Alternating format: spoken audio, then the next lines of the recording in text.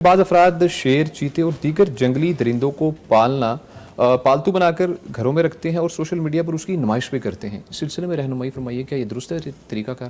درندوں کو گھر میں پالنا جی نہ تو لائسنس کے ساتھ جائز ہے اور نہ بغیر لائسنس کے جائز ہے. اچھا، اگر گورنمنٹ لائسنس دیتی ہے پھر بھی غلط ہے، پھر بھی اس کی اجازت نہیں ہے. جی ٹھیک ہے.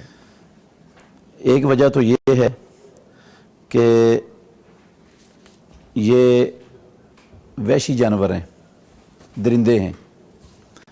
ان کو آپ جتنا بھی اہلی بنا لیں، جتنا بھی ان کو پالتو بنا لیں، یہ کسی نہ کسی وقت وحشی بن کر انسانوں کا نقصان کر سکتے ہیں. جی. اور جس جانور سے نقصان کا اندیشہ ہو کہ یہ کسی وقت بھی نقصان کر سکتا ہے، اس کو تو نہیں درست گھر میں رکھنا، پالنا. ٹھیک ہے. چلو گھر والوں کا نقصان نہیں کرے گا، ہم سائیں کر دے گا، باہر نکل کر دے گا، جس طرح یہ واقعہ جو آپ بیان کر رہے ہیں ہوا ہے. جی بالکل صحیح.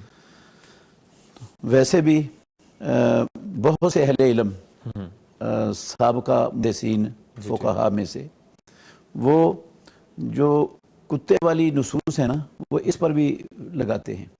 اچھا. گھروں میں کتا پالنا شوقیہ طور پر اس کی بھی اسلام میں اجازت نہیں ہے.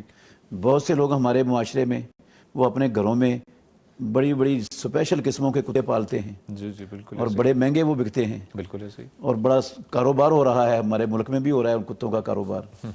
تو رسول مکرم صلی اللہ علیہ وسلم نے فرمایا، صحیح بخاری شریف کی حدیث ہے، جس نے کتا پالا گھر میں شوقیہ، وہ مویشیوں کے لیے نہیں ہے، فصل کے لیے نہیں ہے، صرف شوق سے پالا ہے، اور روزانہ اس کی نیکیوں میں سے 2 قیرات نیکیاں کم ہو جائیں گی. اللہ اکبر. اور صحیح حدیث میں موجود ہے 1 قیرات احد پہاڑ جتنا بڑا ہوتا ہے. تو احد پہاڑ جن لوگوں نے دیکھا ہے، میرے خیال میں ان کو بھی اندازہ نہیں ہے کتنا بڑا ہے. کم از کم 10.5 کلومیٹر لمبائی ہے احد پہاڑ کی. اونچا بھی ہے، چوڑا بھی ہے. اب اتنے نیکیوں کے 2 ڈھیر روزانہ اس بندے کے نامہ اعمال سے ختم ہوتے جا رہے ہیں جس نے گھر میں کتا پالا ہوا ہے. تو اللہ کی رحمت کا فرشتہ بھی نہیں آتا وہاں پر. تو بہت سے علماء نے، محدثین نے، فقہاء نے اس کو کتا قرار دیا ہے. درندہ نماز. تو وہ اس نصوص سے اس کی حرمت پر استدلال کرتے ہیں. ٹھیک ہے. تو یہ تو جائز ہی نہیں ہے. جی بالکل ٹھیک ہے. بالکل. اور پھر جو اس کو خوراک ڈالیں گے روزانہ، ہاں بالکل، اس کا فائدہ کیا ہے؟ وہ کسی غریب کو، مسکین کو، جس کے پاس اپنے بیوی بچوں کو کھلانے کے لیے راشن نہیں ہے، جو خودکشی کرنے پر مجبور ہے، اس کے گھر میں راشن ڈال لینا.